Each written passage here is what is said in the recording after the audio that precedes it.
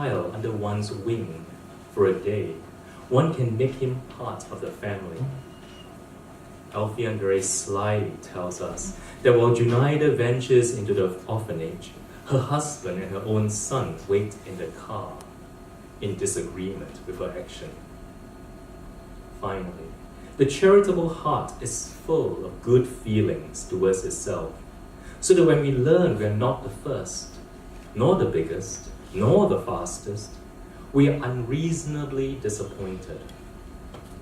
All these feelings and thoughts we share with Junaida as she thinks back to the fasting month and ahead to the festive day. We live through them with her. What about the child, Maideen, whose name, we're told, is spelled not with an I, but with two E's? Even his Jawi name separates him from the other Malay children. His name orphans him further. He is dark-skinned. He is of Indian and Malay extraction, and so he's a Peranakan. Except that he's not what Singaporeans usually think of when they think of the Peranakans. In the common imagination, Peranakans are of Chinese and Malay extraction. They are highly educated, they are highly articulate, and they are the best cooks.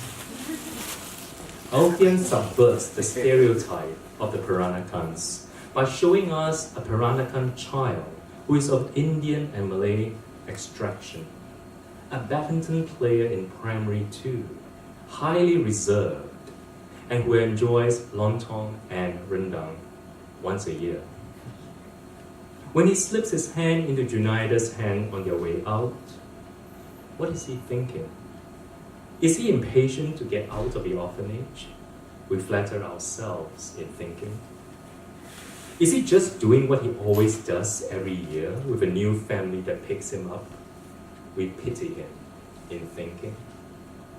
Or is he being calculated to worm himself into our affections? We defend ourselves in thinking. Like Junaida, we don't know. The story told entirely through Junaida's perspective not only permits us to live through her, but also protects Maideen's human privacy. And what about that receptionist? So eager to explain that the orphanage treats the children well, but not indulgently.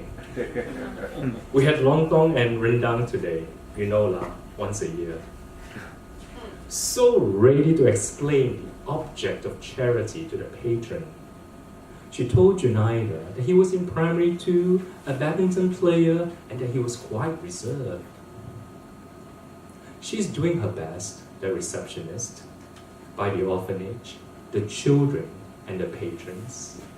But it is noteworthy that despite her title, receptionist, she does far more talking than listening. Hearing her talk, we, the readers, become the true receptionists of the story. Reading Alfian's short stories, we practice the art of attentive listening.